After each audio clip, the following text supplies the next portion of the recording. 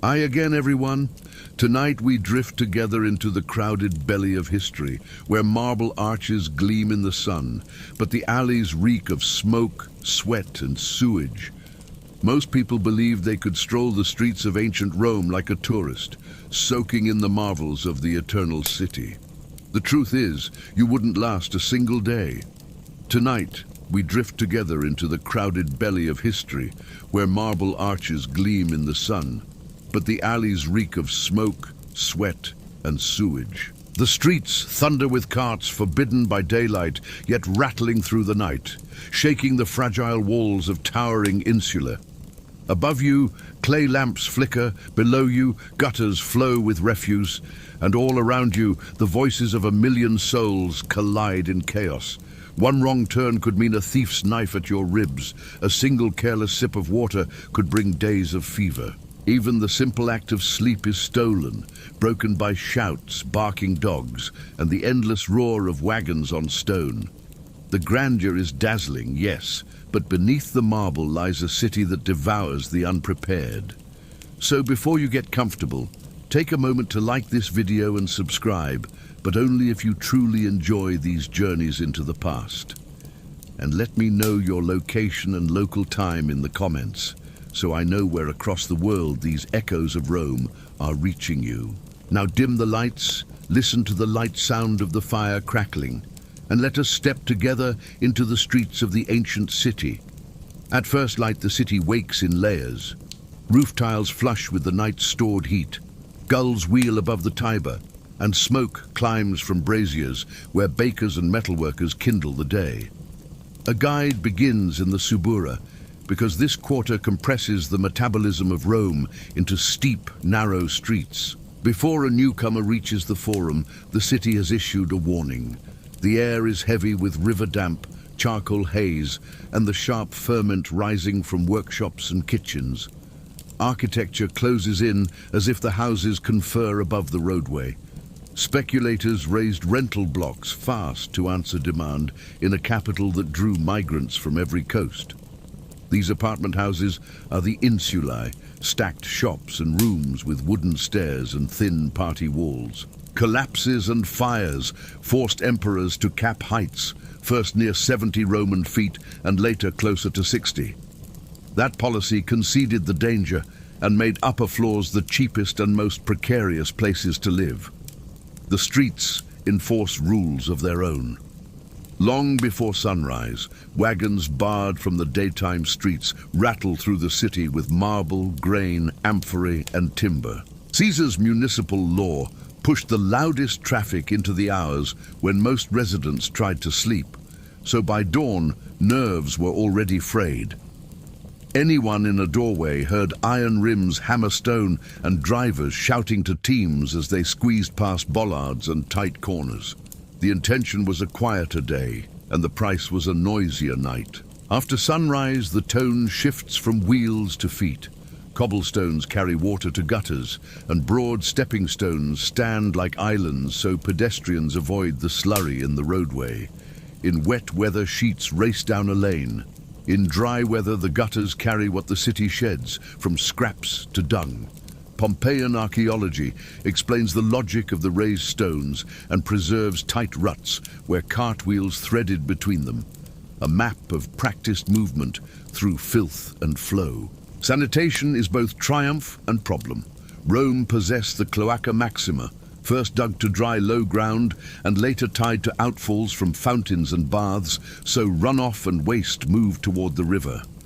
It stands as an emblem of engineering confidence. Yet a grand sewer does not guarantee spotless streets or steady health, and the Tiber received whatever the city could push into it. Other towns teach the same lesson. Excavations preserve conduits choked with hardened sludge that water alone could not sweep away, proof that sewers needed backbreaking cleaning by enslaved people or prisoners. Infrastructure helps, but it does not absolve a city from the physics of waste, gravity, and time. Rome mastered water on the grand scale and still contended with filth in the alleys where most people lived. Follow an aqueduct uphill and the logic of Rome becomes clear. The city lived on gravity and management. Springs captured beyond the hills fed channels that arrived at measured heights. Then water descended to cisterns, baths, and fountains. The curator aquarum kept watch, recording flows and policing fraud. Tampering was common enough to demand a campaign against illegal taps and widened lead pipes that stole a greater share for private users. Back in the Subura, the human drama resumes. Smoky cookshops and thermopolia cluster at corners, their masonry counters sunk with earthen jars of stew and wine. A bakery stamps loaves for collection at the communal oven. Across the alley, a fuller works wool in vats, and the sour tang of ammonia rides the air. Writers later joke that money does not smell when an emperor taxes urine, a line that lands because laundries really did collect and use it. Noise is relentless. Poets complain of sleepless nights and danger in crowded lanes. Their exaggeration sharpens real edges. Heavy carts are confined to dark hours, but porters, litigants, clients and vendors fill the day with clamor. Courts grind along nearby, and a poor person knows that influence often counts more than innocence. A famous satire paints a city of collapsing stairways and bribe-oiled justice, and its sting lands because the background feels recognizably true. Safety hangs by systems stretched thin. The vigils, the night watch, patrol with buckets, hooks and whistles. They investigate smoke, break illegal locks on water access, and try to douse sparks before timbers turn a brazier mishap into a neighborhood disaster. Their core exists because so much of the city is flammable and so many cook in small rooms. Every courtyard well and every fountain can serve as a fire break, and still the watch races from alarm to alarm. By mid-morning, the contradictions stand side by side. Arches and basilicas proclaim order, while a renter stoops under a water jar because the stair is too narrow for a pole. Fountains whisper in courtyards, yet gutters below carry rot and runoff. Laws tame movement in daylight, but noise is exiled into the night, and everyone pays the interest in weary nerves and lost sleep. Why would most modern visitors not last a day here? The body would protest first. Eyes sting from smoke and dust. Feet ache from stones and stairs. The stomach flips at strong smells that arrive without warning. Sleep debt builds because the city refuses quiet when darkness falls. Then the nerves revolt. Sudden shouts in alleys, crowds that surge without room to breathe, and the knowledge that one spark at a brazier can cascade into disaster, unsettle even the stoutest will. This is only the beginning. It is not yet noon. The forum waits with lawsuits and promises. The baths wait with heat, steam, gossip, and relief. The temples wait with incense and quiet shadows. Between here and there lies a test of adaptation. Those who pass shorten their stride to the cobbles and time their movements to the flow of bodies. Those who fail try to bend the city to their habits and discover that Rome yields to nothing but its own rhythm. By noon, the forum stirs like a heart pumping messages through veins of stone. A stranger who survived the Subura now confronts the epicenter of Roman civic life, where architecture amplifies authority and commerce collides with ritual. Sunlight pours into the open space, catching white marble, gilded capitals, and the shadows of porticos. Every column and arch communicates Rome's claim that here order triumphs over chaos. The first sound that carries is the hum of lawsuits. The basilicas, vast halls that serve as courts and meeting grounds, ring with the cadence of arguments. Advocates shout, gesturing broadly, while scribes scratch wax tablets. Clients crowd around patrons, men who dole out favors and influence in exchange for loyalty. For many poor Romans, survival depends less on talent than on securing the protection of a powerful household. This patron-client network ensures bread for some and political backing for others. It is a system at once stable and precarious. Lose your patron, and the city's indifference will swallow you. Everywhere, commerce mingles with law. Money changers set up tables near temples, their scales clinking as they weigh coins that carry emperors' profiles. Stalls line the edges with spices, fabrics, and exotic goods ferried in from provinces that stretch beyond sight. The empire's reach means cinnamon from India, glass from Syria, amber from the Baltic, and silks carried along the Silk Road appear side by side. Yet for the ordinary citizen, these luxuries are priced beyond reach. Most cling to basics, grain, oil, and wine supplied by state distributions. This grain dole, the annona, is lifeline and leash. Citizens queue in long lines that snake toward granaries, waiting with tokens in hand. Rome's population, perhaps 1 million strong at its peak, could not feed itself without fleets from Africa and Sicily. The Tiber docks bear witness to this dependency. Barges laden with sacks, overseers shouting, slaves straining under the burden. Without the grain fleet, hunger would unmask Rome's grandeur as brittle facade. Emperors understood this truth, which is why bread and circuses became policy, a recognition that the masses needed sustenance and spectacle in equal measure. Spectacle awaits in another precinct. The Colosseum looms not far beyond. Even from a distance, the amphitheater dominates imagination. Citizens speak of gladiators scheduled for the next Munus, of exotic beasts, lions, leopards, elephants, imported to spill blood for entertainment. For a newcomer, this obsession with violent display shocks, but for Romans, it is civic religion of a sort. The arena affirms Rome's command over nature and man, its power to decide who lives and dies for the people's pleasure. The heat of midday drives others toward shade and water. Aqueducts feed monumental fountains in the Forum, spouting streams from lion heads carved in stone. Children splash, women fill jars, and weary porters rest. Behind the splendor, however, lurks irony. While the elite enjoy piped water in their villas, commoners jostle at public fountains, carrying their ration upstairs to dim, crowded rooms. The temples anchor civic identity. Jupiter Optimus Maximus reigns supreme on the Capitoline Hill, but countless shrines scatter through the city. Venus Genetrix, Mars Ulta, Vesta with her eternal flame tended by the Vestal Virgins.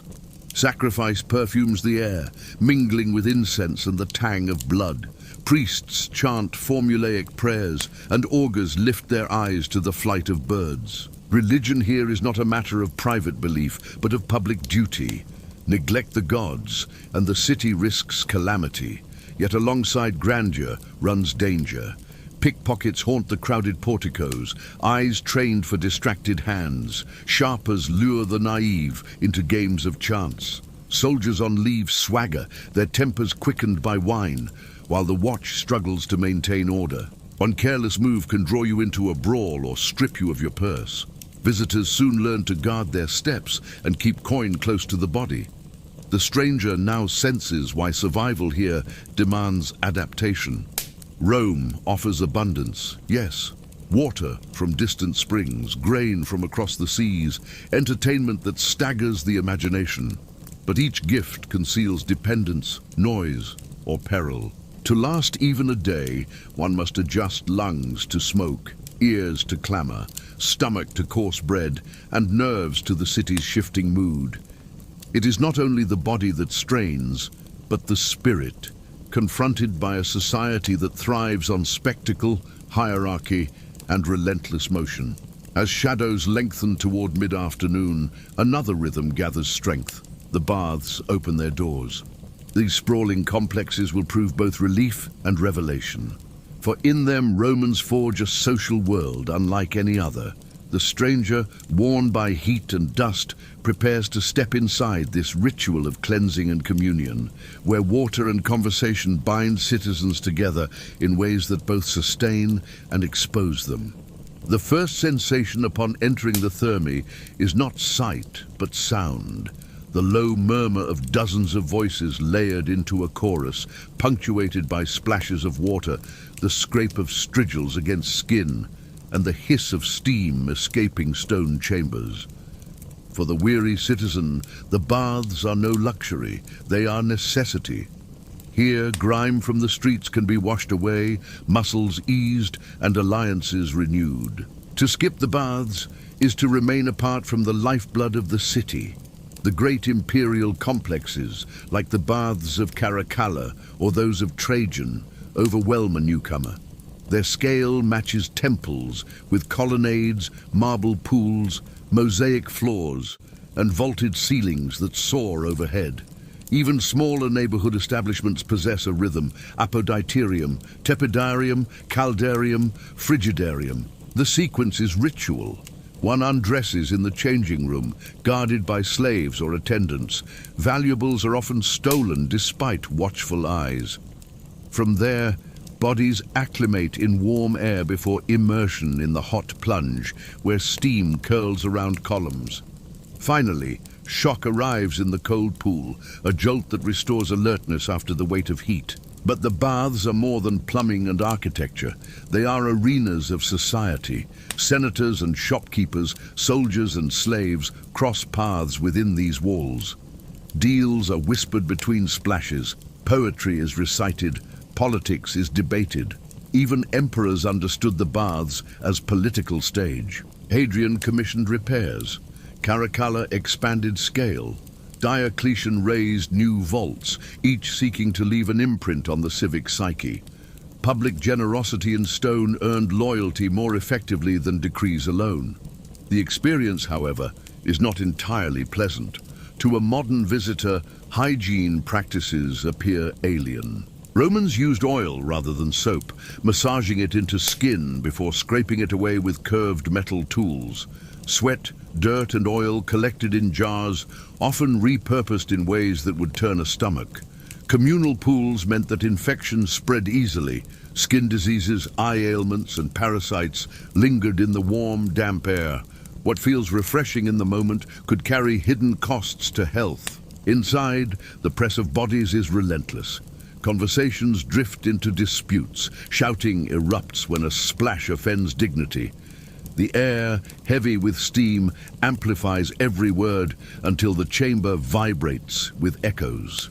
A stranger unaccustomed to proximity finds no escape, for the baths are not private retreats, but crowded crossroads. Even the nakedness carries a social weight. Scars display military service, physiques invite admiration or mockery, and corpulence signals wealth or indolence. One's body is a declaration, whether intended or not.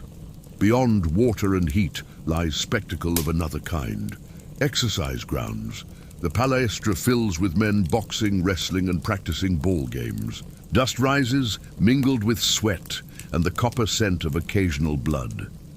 Injuries are common, and physicians hover at the edges, ready with cupping vessels, scalpels, or cautery irons. Roman medicine, indebted to Greek tradition, offers both relief and risk. A small cut may be stitched cleanly, yet an infection could spread with little hope of cure.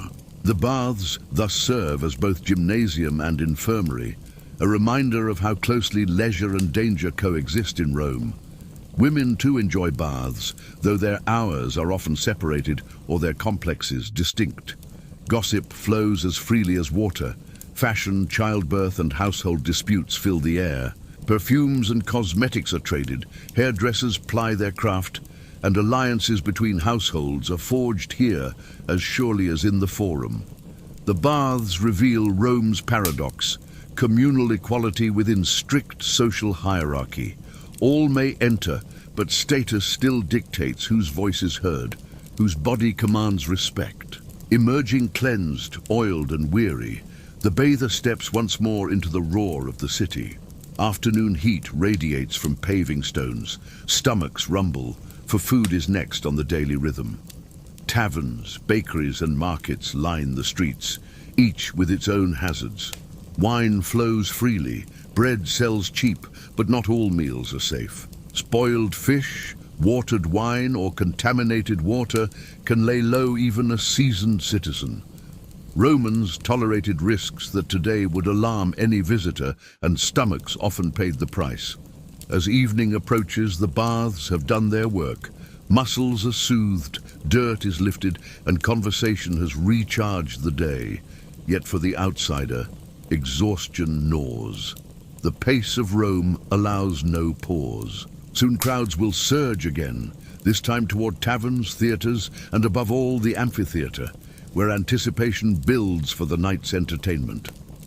To last here is not only to endure smoke, smells, and noise, but also to keep stride with a city that never stops moving. The next trial awaits in the very places where Rome celebrates itself most fiercely, its spectacles of blood, song, and story.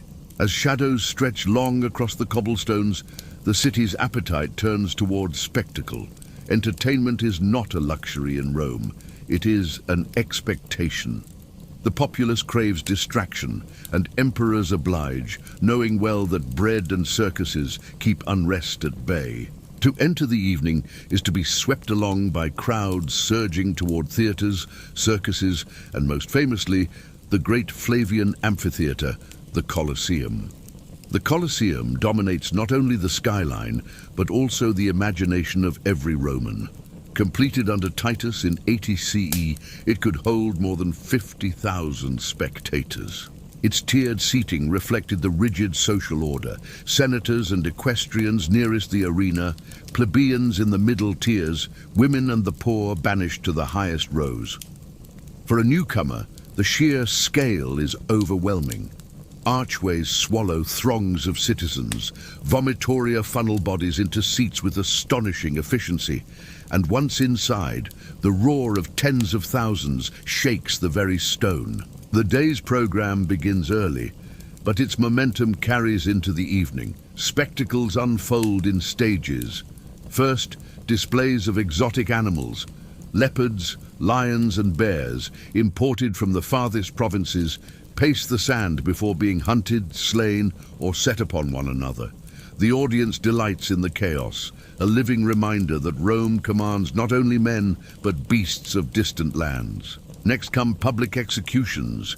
Criminals, rebels, and captives are cast into the arena, condemned to be torn apart by wild animals or forced into hopeless combat.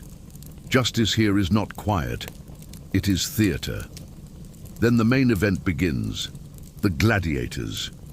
Armed and trained in schools across the empire, they are both slaves and celebrities. Murmurs spread as the crowd recognizes a favored fighter. The Mamillo, heavy with shield and gladius, squares off against the nimble Retiarius, net and trident in hand. Each clash is choreographed by skill, but charged with real risk. Blood stains the sand, and the crowd surges to its feet, demanding either mercy or death, with the infamous gesture of the thumb. In these moments, the multitude wields frightening power over the fate of men. For an outsider, the brutality shocks. How can a society revel so openly in bloodshed? Yet for Romans, the arena symbolizes discipline, courage, and the order of empire. Gladiators embody virtues of endurance and skill, even in chains. To die well is to achieve a kind of glory, and to win freedom through combat is a story sung across taverns. Rome embraces contradiction, savagery dressed as civilization, death as a public lesson in power. Not all entertainment is drenched in blood. Theatres host comedies, tragedies, and mimes, often bawdy or satirical, poking fun at politicians or everyday life. Amphitheatres without beasts resound with recitations of poetry, and travelling troupes perform acrobatics or music in the streets. The Circus Maximus, even larger than the Colosseum, carries the passions of Rome to fever pitch. Chariot races divide the city into factions: blues, greens, reds, and whites, each with fanatical supporters. Crashes on the track draw cheers as loud as victories, and emperors themselves cannot ignore the sway of the circus over public opinion. Even taverns and inns join the rhythm of entertainment. Patrons gamble with dice, drink rough wines sweetened with honey, and shout at singers who perform popular ballads. Yet these venues are also notorious for brawls and theft. A careless stranger might wake without a purse or without memory of the night at all. For those without coin, simple pleasures suffice. Street performers, storytellers and musicians entertain at corners, often for scraps of food. Night falls, and Rome glows with torchlight. Wealthy homes shimmer with lamplight, while poorer districts depend on the moon and public braziers. Darkness conceals danger. Gangs prowl alleys, footpads wait in shadows, and fires spark from neglected lamps. The vigiles patrol, but their reach is thin. A wise visitor keeps close to crowds and avoids wandering alone. What cannot be avoided is the strain of excess. The noise, the heat of bodies pressed shoulder to shoulder, the iron tang of blood in the Colosseum air, all gnaw at the senses. To a modern sensibility, the entertainment is overwhelming, unsettling, even grotesque.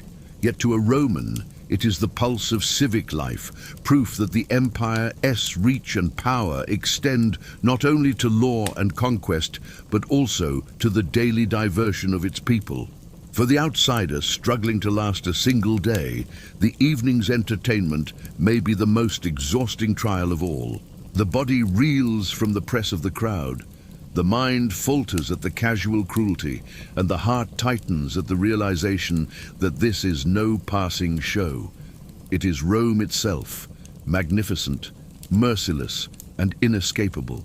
And when the crowds finally disperse into the twisting alleys of the Suburra and beyond, another danger lurks. The fragile night when lamps burn low, thieves wait patiently, and the city's restless energy refuses to sleep. When the last echoes of the Colosseum fade and the circus empties into the streets, Rome changes character. By day, the city is a furnace of commerce and politics, but by night it becomes a labyrinth of shadows where only the bold or the desperate thrive. The visitor who has followed the crowds this far now faces the most perilous hours, when torches sputter, voices slur with wine, and the darkness reveals another face of the empire. The Suburra, already notorious by daylight, grows sharper after sunset. Taverns glow with crude lamps, their thresholds crowded by gamblers, prostitutes and hired toughs. Laughter gives way to shouts, dice clatter on wooden boards, and drunken songs drift through the night air. To the poor, the tavern is refuge as well as risk. A place to forget hunger with wine, to wager a few coins on fate, or to barter favors. For the newcomer, stepping inside means exposure to cheats, cut purses, and men who settle disputes with knives rather than words. Wine itself carries hazards.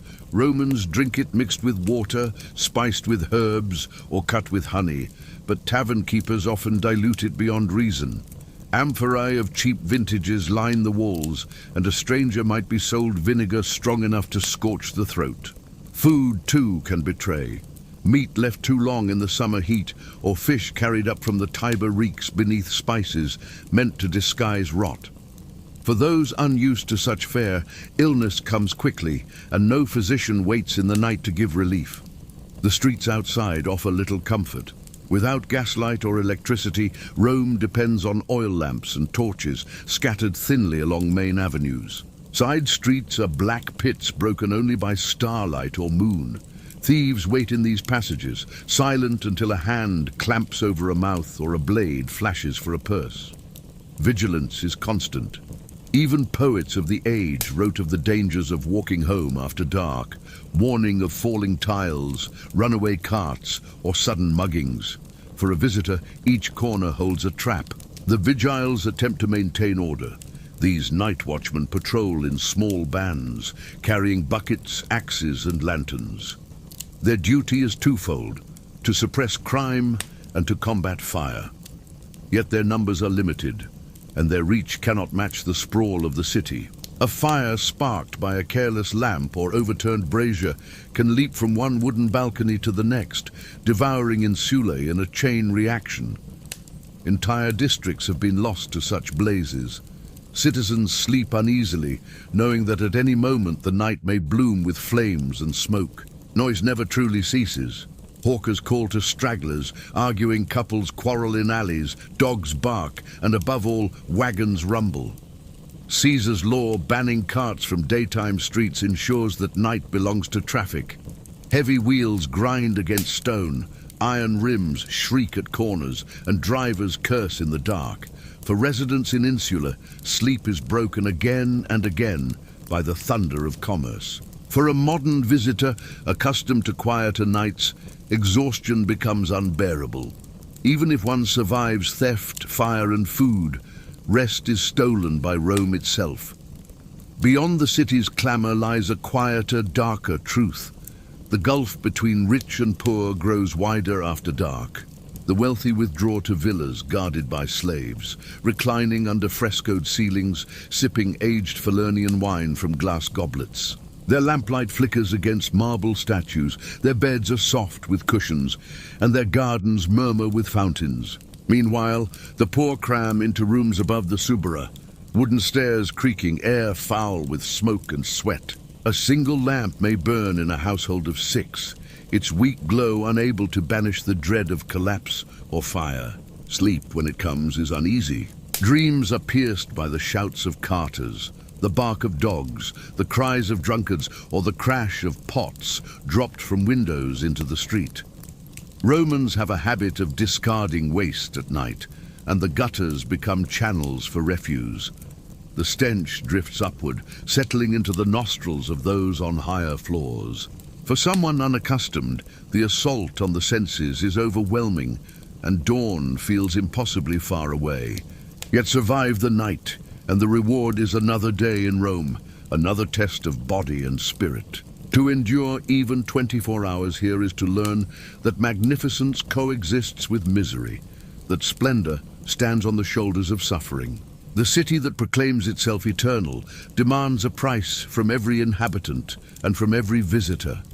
Tomorrow will bring markets, temples, and the ceaseless roar of politics, but tonight Rome shows its rawest truth.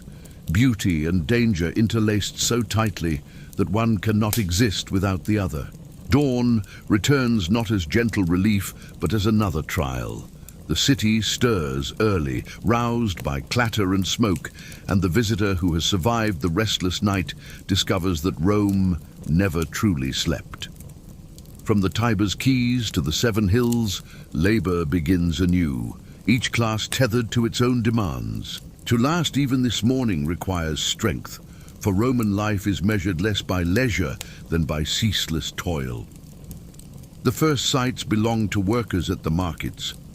Near the Forum Boreum, oxen strain against harnesses as carts unload grain, olives, and livestock. The smell is overpowering. Hay, dung, brine, and sweat mingled into one. Merchants shout prices. Children scurry with baskets, and slaves ferry amphorae of wine on their shoulders.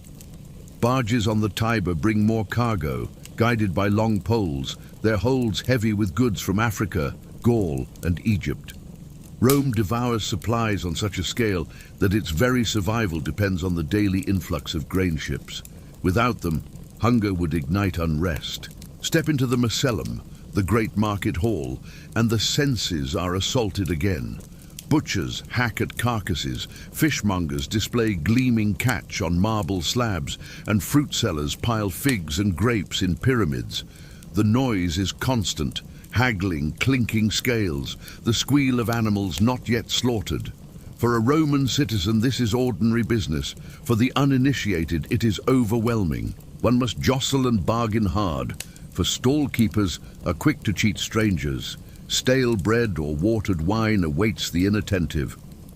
Around the markets, craftsmen ply trades inherited from centuries. Metal workers hammer bronze into tools and vessels, sparks flying in cramped workshops. Cobblers repair sandals with scraps of leather.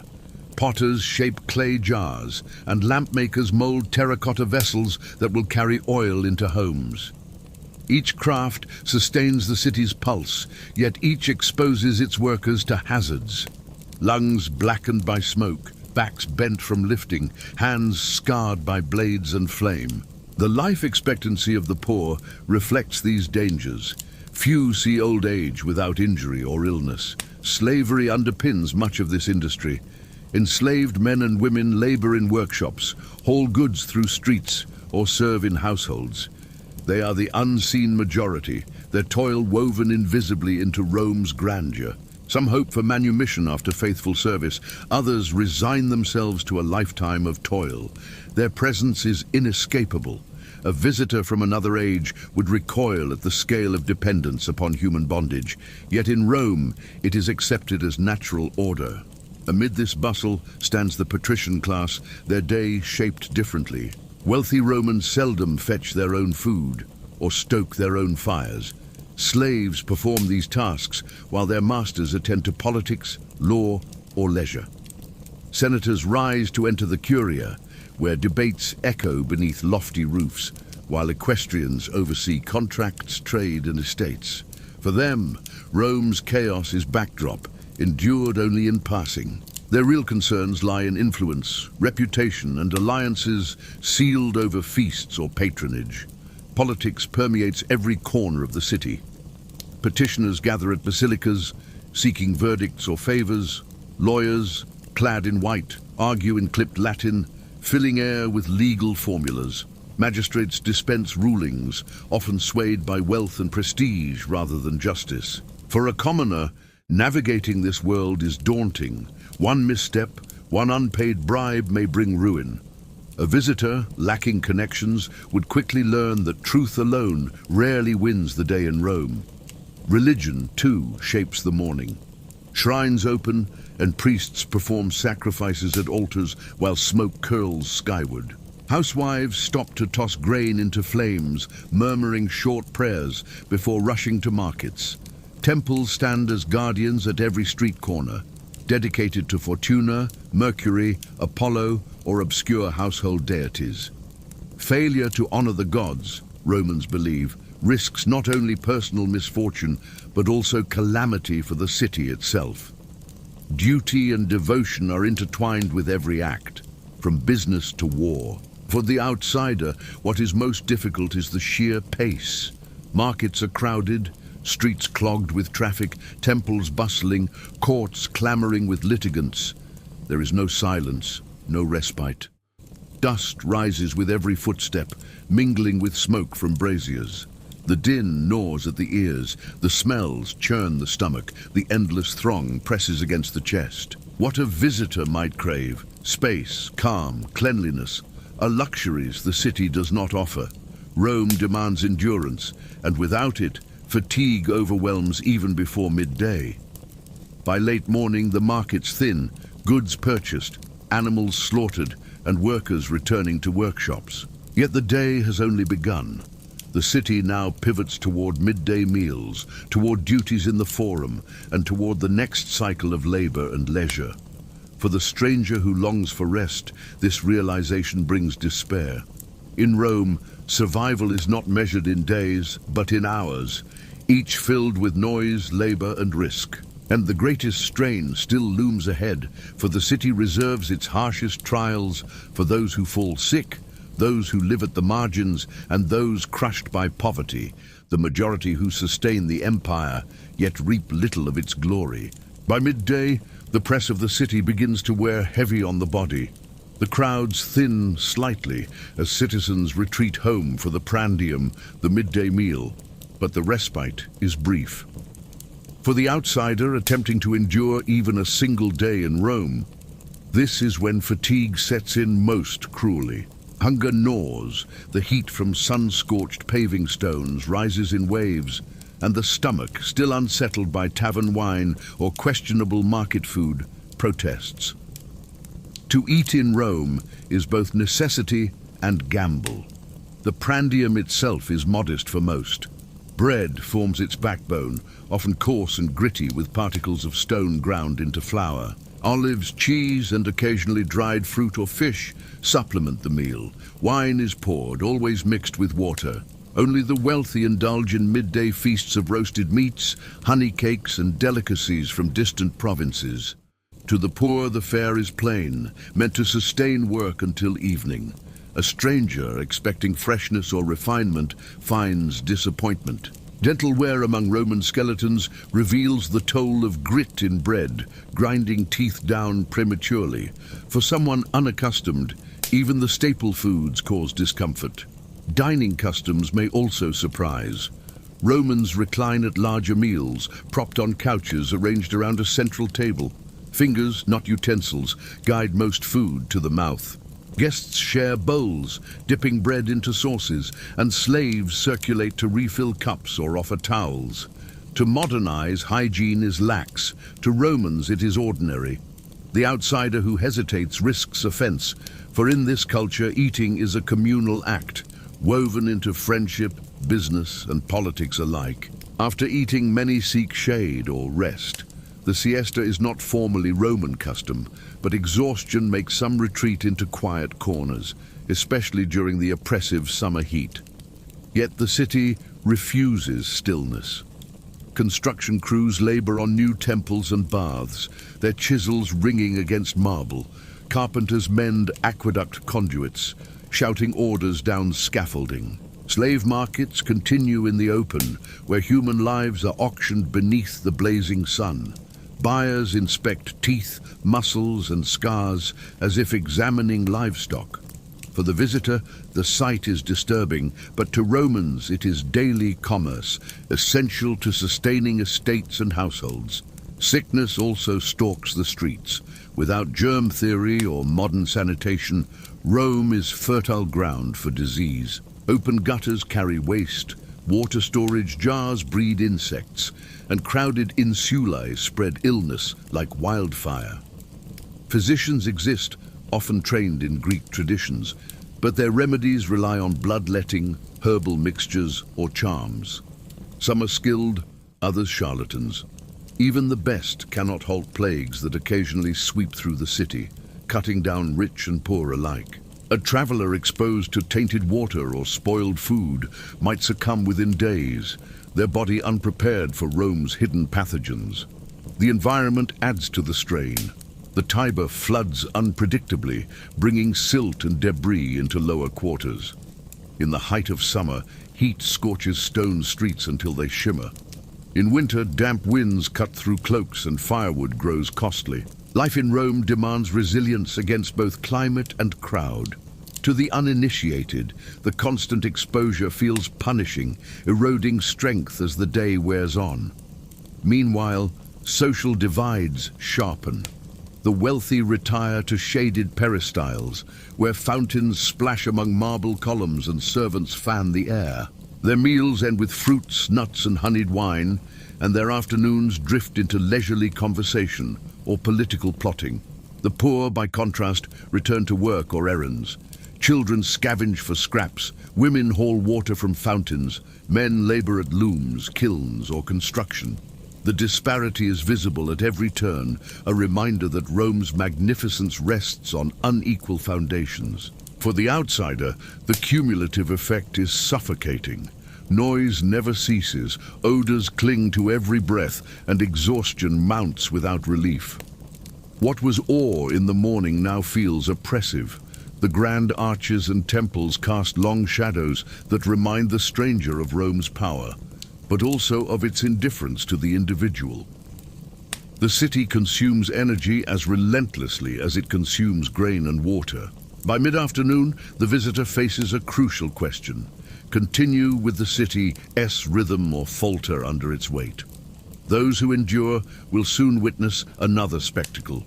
The return to public life where politics, philosophy and spectacle intermingle in the forum and lecture halls. Those who cannot will find themselves broken by Rome's unforgiving pace, a warning that magnificence and misery are inseparable in the eternal city. As the afternoon deepens, the city pivots back toward its public heart. The Forum Romanum, already alive in the morning, now surges with renewed vigor. Here, the weight of Rome's authority bears down most clearly, for every stone and every voice affirms the city's claim to rule the world. For the visitor who dares to continue, this is a lesson in both awe and disillusionment. The architecture itself overwhelms. Marble temples stand in stately rows, their pediments carved with gods and victories. The Curia, home of the Senate, looms with solemn dignity, its steps worn by centuries of oratory. Triumphal arches frame the view, each inscribed with the deeds of generals and emperors. The Basilica Julia and Basilica Emilia thrum with the sound of litigants, merchants, and scribes. To walk here is to feel dwarfed not only by the buildings, but also by the centuries of ambition they represent. Politics fills the air as tangibly as dust. Senators in bright-bordered togas stride past, trailed by clients who petition for favors. Orators mount platforms, their voices carrying across the square, trained in rhetoric since youth. Some speak on matters of law, others on matters of war. A newcomer might marvel at the eloquence, but quickly learns that truth often bends before power. Bribes, alliances, and threats weigh more heavily than reason. Justice here is a performance, gilded by eloquence, but hollowed by corruption. Crowds press close to hear, their moods shifting with each speech. Rome's people are restless arbiters, quick to cheer a fiery phrase or hiss at a faltering speaker. For politicians, winning the crowd is as vital as winning a case. For the outsider, the sheer volatility is dizzying. At any moment, a speech may turn the mob toward violence, and what began as debate can end as riot. The visitor, unfamiliar with the signals of the crowd, risks being swept into turmoil without warning. Beyond politics, the forum is a marketplace of ideas. Philosophers expound beneath colonnades, their Greek accents lending authority to discourses on virtue, fate, or the nature of the soul. Students gather around, eager to absorb wisdom, though many listen less for enlightenment than for the art of argument itself. Stoics, Epicureans, cynics, all contend for attention. For the outsider, the diversity of voices amazes, but the intensity overwhelms. One cannot stand long amid so many competing truths without feeling pulled apart. Religion, too, asserts itself in the forum. Altars smoke with sacrifices, priests chant, and the Vestal virgins pass silently, their white veils a reminder that Rome's safety is tied to their purity. Omens are read, auguries declared, and magistrates postpone business if the signs displease the gods. Superstition and ceremony intertwine with law and politics so tightly that they cannot be separated. To a visitor from another time, accustomed to dividing sacred from civic, the blending seems bewildering. Danger persists even here, in the city's proudest precinct. Pickpockets slip through the crowd, their hands quick as whispers. Sharpers offer fraudulent deals to gullible strangers. Guards keep order, but their loyalty bends easily toward coin. A foreigner or outsider, unprotected by status, is an easy mark. Even a misplaced glance can invite insult, for Romans are quick to defend honor, and quarrels ignite faster than they are quelled. What feels to a visitor like a careless bump may to a Roman feel like a deliberate provocation, and yet amid the chaos, magnificence shines. Triumphal processions march through these very stones, bearing spoils of conquered lands, golden vessels from the east, chained captives from Gaul, elephants and tigers paraded as trophies. The visitor sees engravings and reliefs that tell these stories, a visual reminder that Rome's reach extends across continents. Pride fills the space like incense, intoxicating and oppressive. To resist it is nearly impossible. To surrender to it is to accept Rome's claim that all roads, all peoples, all histories lead here. By late afternoon, the forum begins to empty as the sun dips westward. Senators retreat to homes, merchants tally accounts, philosophers disperse. The visitor staggers away, weary from noise, dazzled by spectacle, burdened by the weight of Rome's self-importance. Survival in this city demands more than stamina. It demands an ability to endure contradiction, grandeur beside squalor, eloquence beside corruption, reverence beside superstition. As the sky begins to glow with evening light, the city does not soften. Instead, it shifts once more toward leisure and indulgence. The wealthy prepare feasts in their villas, while the poor return to crowded taverns or coarse bread. The visitor, caught between these worlds, is about to discover that Rome's appetite for excess is as unrelenting as its appetite for labor. As the sun begins its descent, Rome divides once more along lines of wealth and status. The evening meal, the cena, is not merely nourishment, but performance. To dine in Rome is to participate in a ritual that reveals the starkest contrast between classes. For the weary visitor, already tested by the noise and crush of the forum, the cena is both marvel and trial, a window into indulgence and inequality. Among the poor, supper is modest. Bread, olives, lentils, and porridge form the staple. Some add salted fish or a bit of goat cheese if coin allows. Wine, watered heavily, washes it down. Families gather in cramped insulae, perched on rickety stools or beds, eating by the dim glow of an oil lamp. Smoke from a brazier stings the eyes, and the air is thick with the mingled odors of food, sweat, and unwashed clothes. For them, dining is quick, practical, and unadorned, fuel for survival rather than an occasion of pleasure. In stark contrast, the wealthy host banquets that dazzle the senses. Villas open their atriums to invited guests who recline on couches arranged in a triclinium. Marble floors glisten, walls glow with frescoes of gods and heroes, and bronze lamps flicker over silverware and glass. Slaves bustle constantly. One offers steaming dishes, another pours Falernian wine, another fans the air to keep guests cool. For the outsider granted entry, the spectacle is overwhelming. The courses arrive in procession. First come eggs, olives, and salads, followed by fish seasoned with garum, the pungent fish sauce Romans prize. Roasted meats appear, wild boar, peacock, dormice stuffed with herbs, each dish more extravagant than the last. Exotic flavors testify to Rome's dominion: pepper from India, dates from North Africa, oysters from the Bay of Naples. For dessert, honey cakes and figs are served, accompanied by sweet wines. To a stomach unaccustomed, the richness is excessive and gluttony is commonplace. Vomitoria, contrary to modern myth, are not banquet rooms for purging, but exits in amphitheaters. Yet some diners do deliberately make room for more food. To witness this is to see indulgence carried to grotesque extremes. Conversation flows as freely as wine. Politics, philosophy, gossip, all are exchanged between bites. Poets recite verses, musicians pluck strings, dancers whirl. Some hosts hire jesters or acrobats, turning the meal into theater. Others flaunt generosity by distributing gifts or coins to guests. Yet beneath the laughter lies calculation.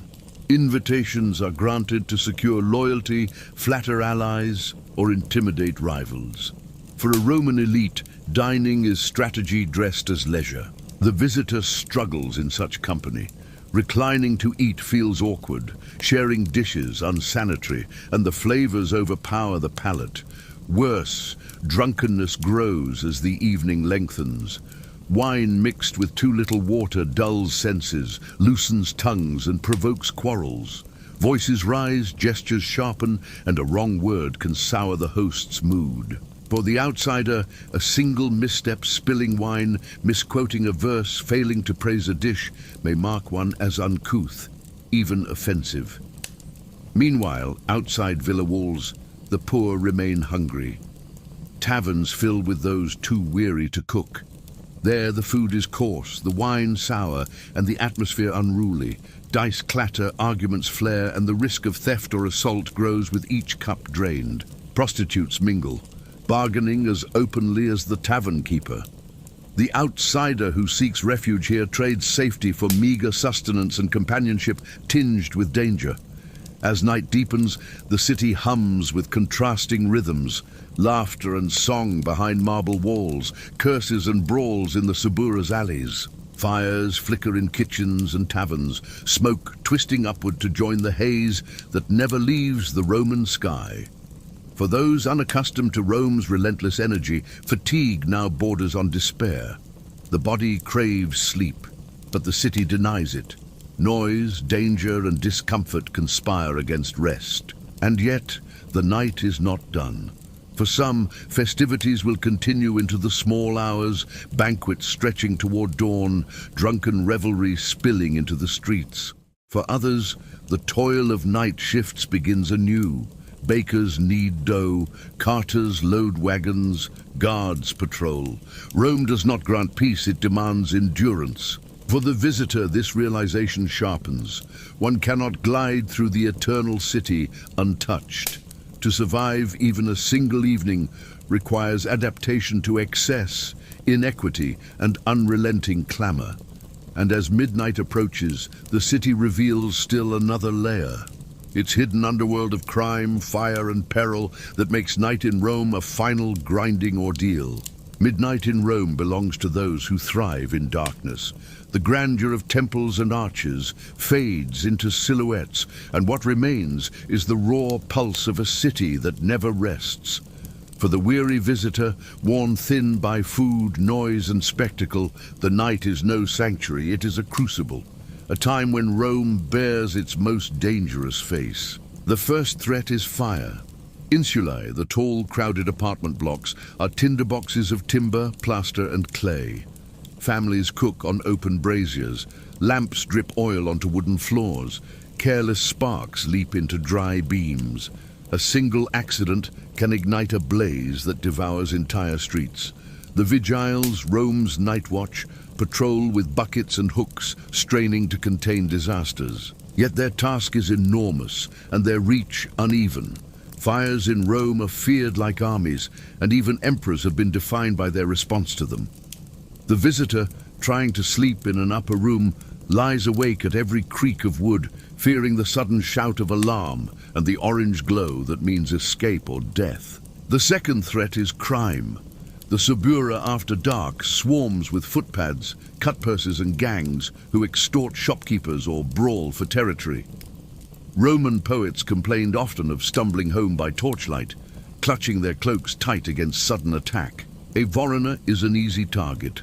Without patrons or guards, the visitor stands exposed, coin purse stolen, body beaten, reputation ruined. Even the law offers little protection. Magistrates sleep in their villas. The vigiles, though vigilant, cannot be everywhere. Justice in Rome is swift only for the poor, and mercy is rare. Noise is another torment. Wagons, banned during daylight, rattle through streets at night, their wheels grinding against stone, their drivers shouting curses. Loads of marble, grain, and timber thunder past insular walls, shaking rooms awake. Dogs bark endlessly, joined by drunkards stumbling from taverns. Sleeplessness is a constant complaint in Rome, and for the outsider, it becomes unbearable. To live here is to surrender rest, for the city refuses silence. Disease also haunts the midnight hours. Chamber pots are emptied from windows into streets, and refuse accumulates in gutters. The stench thickens in narrow lanes, rising to choke those above. Rats scurry in the dark, spreading filth. Mosquitoes swarm near the Tiber, carrying fevers that sap strength. To a body unaccustomed, every breath feels like risk, every sip of water a gamble. Illness is never far, and cure is uncertain. Even Rome's pleasures can turn perilous by night. Banquets stretch past midnight, drunken revelers spill into streets, and violence flares easily. Insults escalate into duels, dice games into brawls. Prostitutes lure clients into ambushes, tavern owners water wine and pocket purses. For the outsider drawn into these revels, the line between merriment and danger is razor thin. What begins as laughter can end in blood. Yet paradoxically, night also offers glimpses of beauty. From the Capitoline Hill, torchlight flickers across marble columns, and the moon silvers the Tiber's currents. Temples stand hushed, their porticos solemn against the stars. The city that terrifies also enchants, a place where the past and present mingle in every shadow. For a moment the visitor might marvel at Rome's endurance, its ability to pulse with life even at midnight. But awe does not erase exhaustion. By now the body aches, the lungs sting with smoke, and the mind reels from constant vigilance. Every sense is assaulted, the roar of carts, the stink of refuse, the threat of violence, the heat of close-packed rooms. The realization dawns that Rome does not allow anyone to remain a spectator.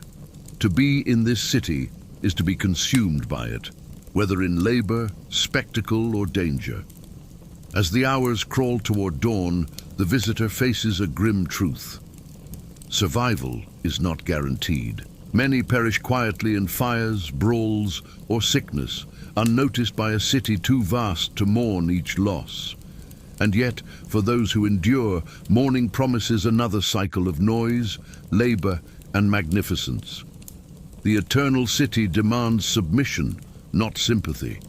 For the outsider, the question grows sharper with each sleepless hour. How much longer can one endure before Rome itself breaks them? With the faintest glow of dawn, Rome stirs again, as though the night's dangers were nothing more than a passing shadow. The visitor, if still standing after the clamor of wagons and the lurking threats of thieves, now faces a city renewed in energy, yet unrelenting in its demands. Survival here requires not only endurance, but also adaptation to rituals that shape each day anew. The morning begins with ritual offerings. At shrines scattered across the city, householders step outside to toss grain into small flames or sprinkle wine upon stones. The lares and penates, the guardian spirits of home and hearth, receive these gestures, modest but essential. In public temples, priests resume their duties, leading sacrifices of doves, sheep, or even bulls. Smoke curls upward, mingling with the ever-present haze of Rome. To a modern visitor, this blending of sacred with mundane seems foreign. To Romans, it is the lifeblood of civic duty. Neglect the gods, and Rome itself might falter. Soon the streets fill again with clients gathering at their patrons' houses. The salutatio, a daily ritual of patronage, begins with lines of men waiting outside wealthy villas. They greet their patron with rehearsed respect, receive small gifts of coin or food, and pledge loyalty in return. This network of obligation sustains Roman politics, binding the masses to the elite. For the outsider, it is bewildering to see grown men reduced to daily dependence, their dignity exchanged for a loaf of bread or a handful of denarii. Yet in Rome, patronage is survival, as vital as food and water. By mid-morning, work resumes in every corner. Bakers haul steaming loaves to counters, their ovens already blazing before sunrise. Market stalls reopen, fish glistening on slabs, fruits arranged in pyramids, spices perfuming the air. Craftsmen hammer bronze, spin wool, or cut marble, each trade echoing through narrow lanes. Slaves hurry between errands, burdened with amphorae or firewood. The city is once again a living organism, every alley a vein, every citizen a cell, each driven by need. For the visitor, the constant motion feels relentless. There is no pause, no corner left untouched by labor. At the same time, the presence of Rome's elite asserts itself. Senators prepare for sessions in the Curia, donning togas with purple borders that mark rank. Equestrians, the wealthy middle order, oversee business contracts, often involving trade from distant provinces. Young aristocrats, groomed for public life, practice rhetoric in schools, reciting lines of Cicero or Virgil before tutors. For them, the city is a training ground in ambition, its noise and spectacle a backdrop to the pursuit of power. For the outsider, these hierarchies are stark. One man's dignity is proclaimed by his toga, another's denied by the chains around his wrists. Religion once more punctuates daily life. The Vestal Virgins, guardians of the sacred flame, pass silently to the forum, veils covering their heads. Augurs climb to high places to read omens from the flight of birds. Even casual conversations reference the will of the gods. Rome does not separate piety from politics. Divine favor legitimizes every law and every conquest. A foreigner who scoffs at these rituals risks suspicion or worse. To live here is to bow, if not in faith, then in conformity, to practices that bind city and empire alike. Yet beneath this rhythm lies weariness. Crowds press tightly, wagons thunder through alleys, and smells mingle without mercy, smoke from hearths, blood from butcher stalls, sewage drifting from gutters. The body, already fatigued from sleepless nights and coarse food, begins to fail. Muscles ache, lungs sting, and the stomach churns.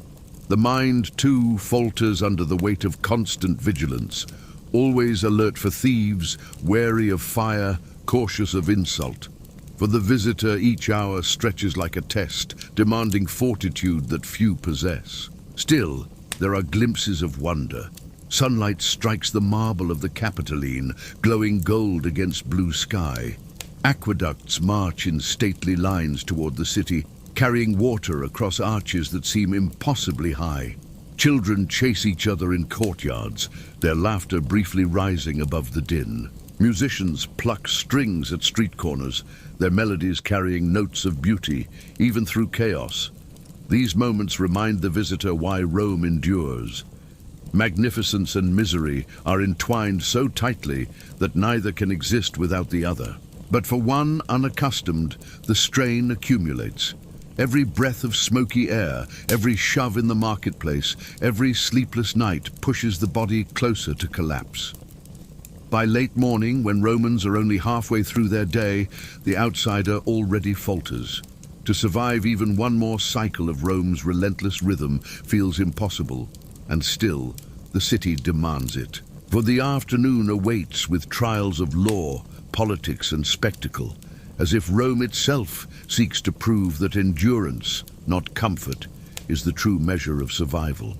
The noon sun beats down upon the city, striking marble and tile until the streets shimmer with heat. Rome at midday is a furnace, and those who remain outdoors learn quickly why shade is a coveted treasure. Cloaked porticos and colonnades filled with citizens seeking relief, while beggars crouch in corners, hands extended toward passers-by. The visitor, already drained by sleepless nights and coarse food, now faces another trial, the crushing weight of heat and humanity pressing together in narrow lanes. For the poor, there is no escape. Insulae trap the sun, their upper rooms sweltering as if ovens, the air stale and unmoving. Families crowd into stairwells or seek fountains in courtyards, splashing water onto faces and arms. Yet even here, the relief is temporary. The water, though clear to the eye, often carries disease, its flow tainted by runoff upstream. Dysentery, fevers and stomach ailments spread with ease. For the outsider unaccustomed to Rome's precarious water, a single careless sip may bring days of agony. In the Forum, courts resume business despite the heat. Magistrates sweat beneath their togas. Scribes fan wax tablets to prevent them from softening, and litigants shout louder to overcome the drone of cicadas. Here, the city's devotion to law is both admirable and exhausting. Cases stretch for hours, sometimes days, with arguments winding through layers of precedent and ritual. The visitor, standing amid the throng, marvels at the endurance required simply to be heard. For many poor plaintiffs, the struggle ends not in justice, but in exhaustion or bribery, the stronger voice or heavier purse prevailing in the end. Meanwhile, the wealthy retreat to shaded peristyles and cool triclinia, where fountains murmur and breezes stir through open courtyards. Their midday meal, lighter than the evening scena, still displays abundance. Melons, figs, roasted fowl, and chilled wine stored in snow brought down from the Apennines. Slaves move silently, carrying platters and pouring water scented with herbs. For an outsider glimpsing such luxury, the contrast to the struggles of the poor is staggering. Rome's greatness is built upon disparity, and nowhere is that more visible than at midday, when one class bakes in the streets while another reclines in comfort. Philosophers and teachers take advantage of shaded porticos as well. Groups of students gather around masters to debate the nature of virtue, the movements of the stars, or the duties of citizenship. Stoics preach endurance, urging calm acceptance of fate, while Epicureans praise the pursuit of simple pleasure and freedom from fear. Their voices rise above the hum of the forum, offering wisdom to those with the leisure to listen. For the visitor, the words sound noble yet ironic. Endurance is easy to preach from the cool shade, but far harder in the smoke-filled alleys of the Subura. Elsewhere, public business continues in a different form. Tax collectors pace markets, ensuring that sellers pay dues on goods. Bureaucrats record shipments from the river docks, tallying grain, oil, and wine for the Annona. These records, etched onto tablets or inscribed in ink, sustain the lifeline of the city. The visitor cannot miss the scale of administration. Rome survives only through relentless accounting, through the management of resources pulled from every corner of the empire. Yet the very precision of this system can feel oppressive, reducing human need to numbers and ledgers. As the hours pass, the heat intensifies and tempers fray. Street quarrels flare quickly. A dispute over a market stall, a shove in a crowded lane, an insult shouted too loudly. The vigiles intervene when they can, but often the crowd resolves matters with fists or knives before order can be restored. For a foreigner caught in such turmoil, the danger is real. One poorly understood word, one misstep in the flow of bodies, may ignite hostility. Rome is quick to embrace outsiders when they bring wealth or novelty, but quicker still to mark them as targets when they appear weak or alone. The afternoon stretches, heavy and relentless. The city does not pause, does not soften, does not forgive. The outsider feels strength ebbing, lungs struggling in smoky air, head swimming with heat. Rome seems to test endurance deliberately, as if daring the stranger to survive what its own citizens accept as routine. And yet, as the sun dips westward, another shift approaches. The rhythm of the day will soon turn again toward leisure, toward baths, games and feasts that promise both relief and new trials. For the visitor, the cycle feels merciless, but in Rome this is life itself, an endless alternation between toil and spectacle, hardship and indulgence, always demanding more than one thinks possible. By late afternoon, the city seems to exhale, not with rest but with anticipation. Rome now prepares once again for its daily ritual of cleansing and community, the baths. Though the visitor already endured them once before, this second round of immersion underscores how central the thermae are to Roman life. The baths are not occasional diversions. They are daily necessities, woven into the city's pulse as tightly as bread or law. The largest complexes, like the baths of Caracalla or Diocletian, sprawl across acres, their domes and vaulted halls rivaling temples in grandeur. Even neighborhood baths possess a rhythm so fixed that every citizen knows it by heart. Undress in the apoditerium, move through the tepidarium, sweat in the caldarium, plunge into the frigidarium. For the visitor, exhausted by heat and filth, the promise of cool water glitters like salvation, yet upon entering, one finds not tranquility but another test of endurance. Crowds pack every chamber. The air is thick with steam and the sharp tang of heated bronze braziers. Water splashes, strigils scrape, voices echo. Senators, merchants, soldiers and freedmen mingle here, their bodies stripped of clothes but not of status. Even naked, hierarchy reveals itself. Jewelry glitters on the wealthy, attendants hover near the powerful, and scars or calluses betray the labor of the poor. For an outsider unaccustomed to such blunt display, the exposure is jarring. Privacy is absent. The baths are as much stage as sanctuary. Hygiene, too, is not what it seems. Romans rub olive oil into their skin, then scrape it away with curved strigils, leaving behind sweat and grime in jars that sometimes find their way into perfumes or ointments. Pools are shared by dozens at a time, and water circulates slowly.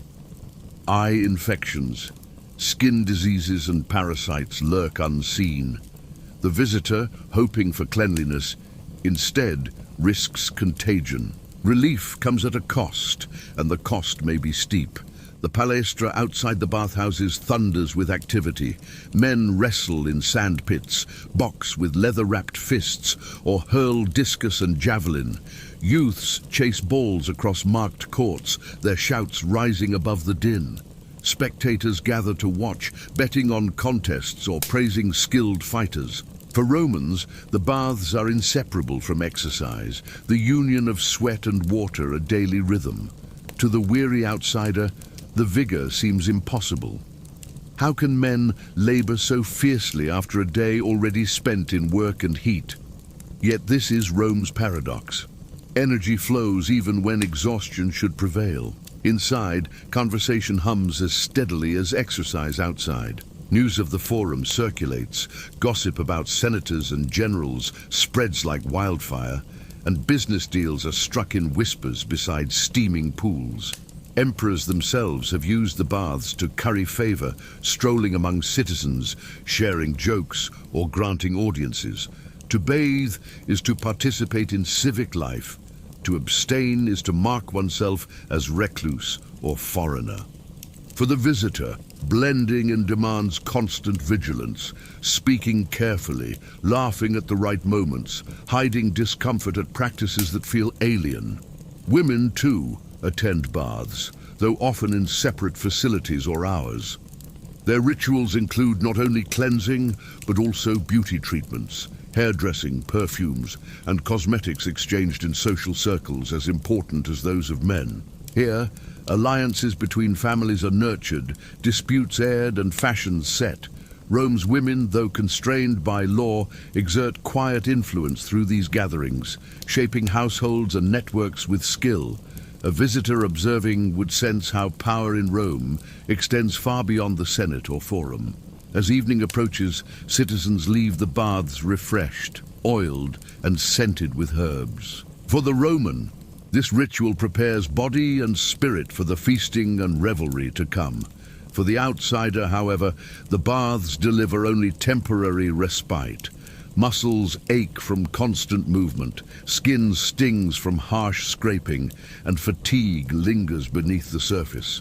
Relief fades quickly as the next trial approaches, for when the baths end, the city turns once more to spectacle and indulgence. Banquets await in villas, taverns roar in alleys, and theaters open their doors to song, laughter, and satire. Rome, insatiable in appetite, demands that its people end the day not with rest, but with excess. The visitor, staggering from the baths into the evening light, must now brace for the crescendo of a city that refuses silence even as darkness falls. As twilight settles over the city, Rome ignites with a different kind of energy. The air cools, but the pulse quickens. Oil lamps flicker to life along main avenues. Torchlight flares at street corners, and laughter and shouts spill from taverns and villas alike. For the weary visitor, already worn thin by baths and markets, this descent into Rome's nightlife is perhaps the most disorienting stage of all. The city does not slow at dusk. It accelerates. The wealthy retreat to banquets that unfold like theater. Triclinia gleam with polished silver, couches are spread with cushions, and slaves hover to serve steaming dishes. Conversation swells as wine flows, and with each course the talk grows louder, freer, less restrained. Poets and musicians provide entertainment, dancers whirl to the beat of flutes, and jesters draw laughter with biting wit. What begins as a display of refinement often collapses into excess. Guests stumble, words slur, disputes ignite. For the outsider seated awkwardly among elites, the mix of extravagance and debauchery is dazzling yet exhausting, a reminder that Roman leisure can be as relentless as Roman labor. In the Subura, the scene is harsher. Taverns crowd with artisans, soldiers, and the poor, their voices raised in coarse song. Dice clatter on wooden boards, coins change hands, and tempers flare as losses mount. Prostitutes lean in doorways, calling to passers-by, while pickpockets slip deftly among drinkers. A stranger entering such a place risks not only purse, but life, Suspicion of outsiders runs high, and drunken brawls are frequent. Yet for many Romans, this is the only form of escape from toil, their laughter forged in defiance of hardship. The theatres, too, come alive. Actors declaim comedies, mimes, and farces to roaring crowds. Satirical plays poke fun at politicians, thinly veiled behind masks, while slapstick antics draw gales of laughter. The performances are bawdy, often vulgar, but irresistibly popular. For the visitor, raised perhaps on quieter traditions, the spectacle is overwhelming.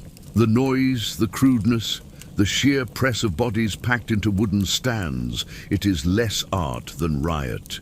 Yet in Rome, this is culture as surely as marble temples or epic poetry. Beyond entertainment lies menace. Darkness emboldens thieves and gangs, who roam alleys armed with clubs and knives. Torches illuminate only main roads. Side streets are treacherous voids where footsteps echo ominously. Even Roman poets warned of the dangers of walking home after nightfall, falling roof tiles, runaway carts, or sudden attack. The vigiles patrol, but their numbers are too few to cover the sprawl. Fires, too, erupt without warning, a single lamp overturning into a blaze that can consume entire blocks before dawn. To the visitor, every shadow feels like a threat, every creak of wood a harbinger of disaster, and yet beauty persists even in this chaos. From the Palatine Hill, torchlight shimmers on marble columns, casting temples in golden glow against a deepening sky. The Colosseum looms dark and solemn, its arches silhouetted against the stars. The Tiber glimmers silver in the moonlight, its surface rippling with reflections of lamps along its banks. For a fleeting moment, the city feels serene, eternal, breathtaking. But serenity never lasts here. Rome demands that its beauty be consumed amid clamor, not in silence. As midnight approaches, revelry and danger converge. Banquets descend into drunken quarrels, taverns erupt into brawls, and gangs prowl with sharpened blades.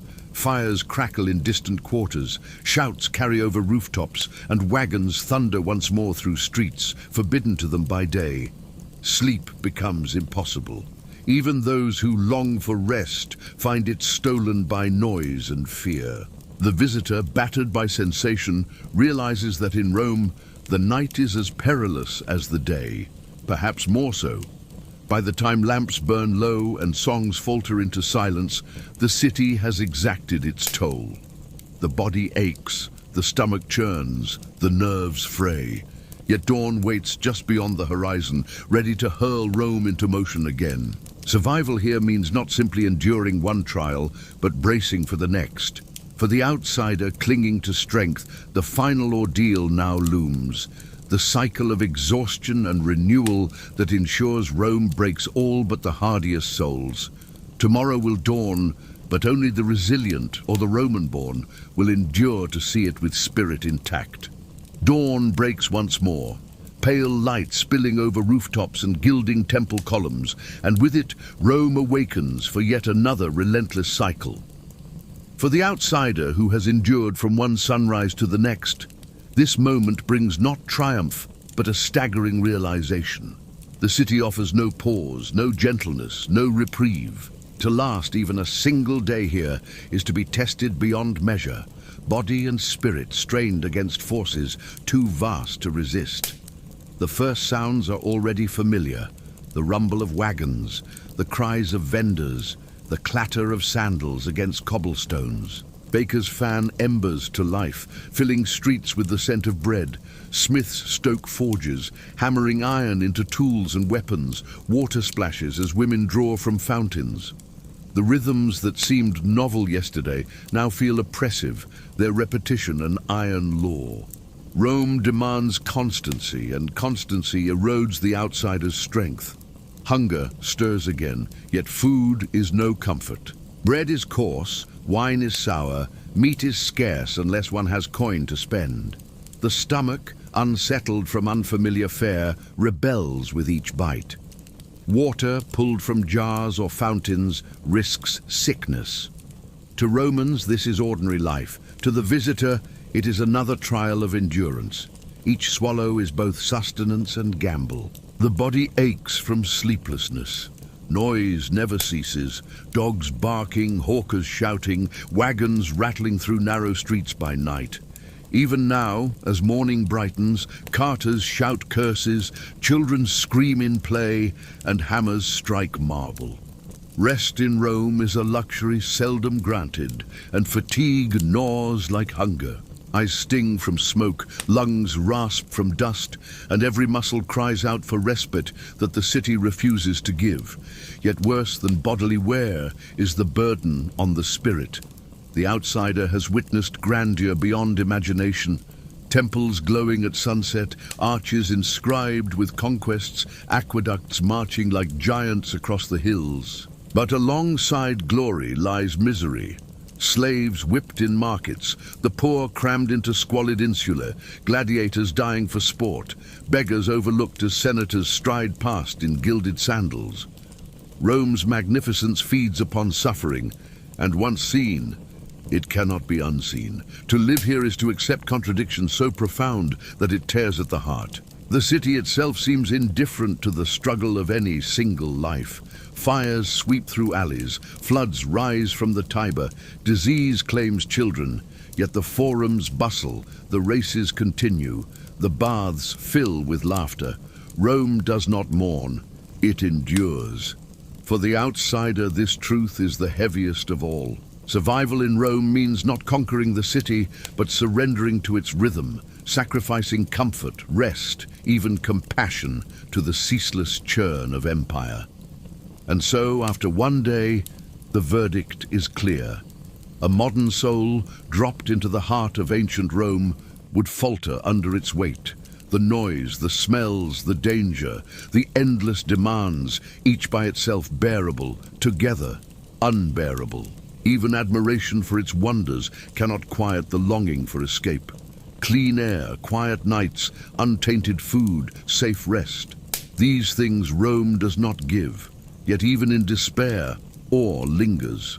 To have walked its streets is to glimpse the engine of history itself, a city that shaped law, language, and culture for millennia. Its contradictions, splendor and squalor, power and peril, beauty and brutality, are the very forces that made it eternal. To stand here, however briefly, is to understand why Rome inspired both love and loathing, reverence and rebellion. For the weary visitor, the day ends where it began, in the crush of bodies and the roar of life that never ceases. One truth echoes above all others. You would not last a day in an ancient Roman city, yet in failing to last, you would still carry its memory forever, seared into the mind like the mark of fire on stone.